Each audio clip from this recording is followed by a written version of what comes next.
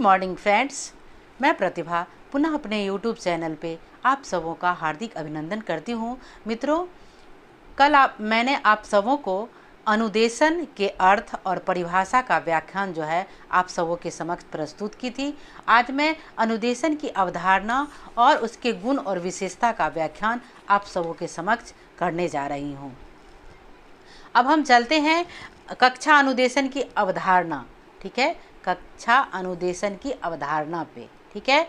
तो कक्षा अनुदेशन की जो अवधारणा है वह निम्नलिखित है। इसको हम लोग जो है पॉइंट में नोट करेंगे, ठीक है।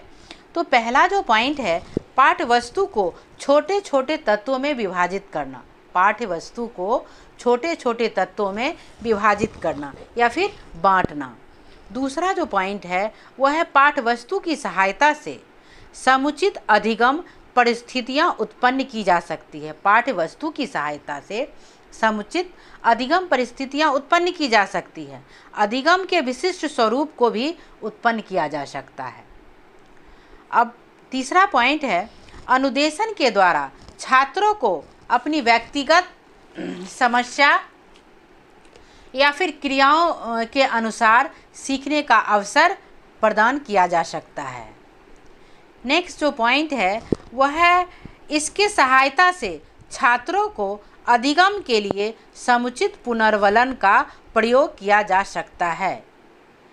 इसकी सहायता से छात्रों को अधिगम के लिए समुचित पुनर्वलन का प्रयोग किया जा सकता है। नेक्स्ट जो पॉइंट है, शिक्षक की उपस्थिति के बिना भी छात्र स्वयं अध्ययन से भी सीख सकता है।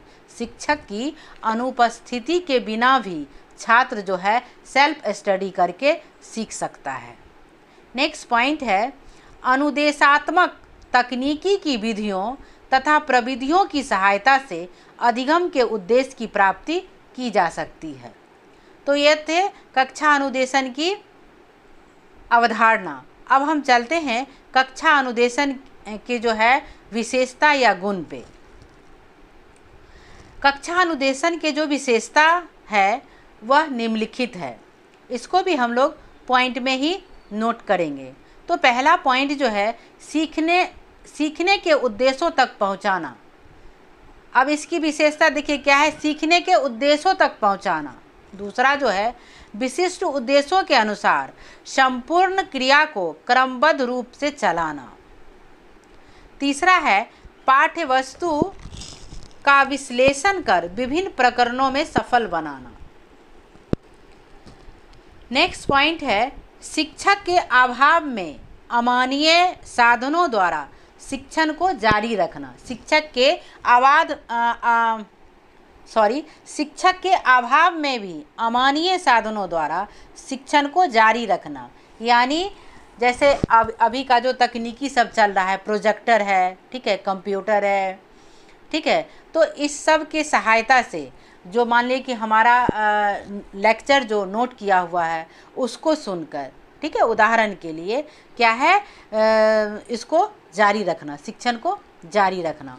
नेक्स्ट जो पॉइंट है, इसके द्वारा उद्देश्यों की प्राप्ति का मूल्यांकन करके शिक्षण प्रक्रिया को आवश्यकता अनुसार सुधार किया जा सकता है। नेक्स्ट पॉइंट है, अनुदेशन प्रौद्योगिक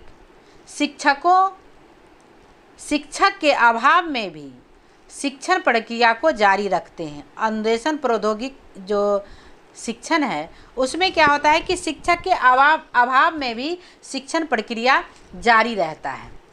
नेक्स्ट पॉइंट है, भाषा शिक्षण को प्रभावी बनाने के लिए अनुदेशन साधनों का प्रयोग किया जाता है। इन साधनों को हम दो भागों में विभाजित कर सकते हैं। इन साधनों को हम दो भागों में वर्गीकृत कर सकते हैं, ठीक है। पहला है मौखिक साधन और दूसरा है श्रव्य दृश्य साधन, ठीक है। जैसे मौखिक साधन अभी हम आपको बोल के बता रहे हैं, और श्रव्य दृश्य तो समझ ही रहे हैं, जिसको हम सुनकर या देखकर ग्रहण करते हैं, ठीक है। अब मौखिक साधन के रूप में क्या आएगा, प्रश्नोत्तर, जो अभी हम कर रहे हैं या आप लोग उसका अनुकरण कर रहे हैं। और श्रव्य दृश्य साधन के रूप में क्या आएगा, श्यामपट, चित्रदर्शक, चलचित्र, नववाणी, दूरदर्शन आदि को लिया जा सकता है। तो ये हो गया कक्षा अनुदेशन की गुण या विशेषता। अब हम चलते हैं स्कूल के माध्यम का समीक्षात्मक जो पॉइंट है, समालोचना स्कूल के विभिन्न पंजीकृत विषय। ठीक है, तो इसको हम लोग अब थोड़ा सा देखेंगे।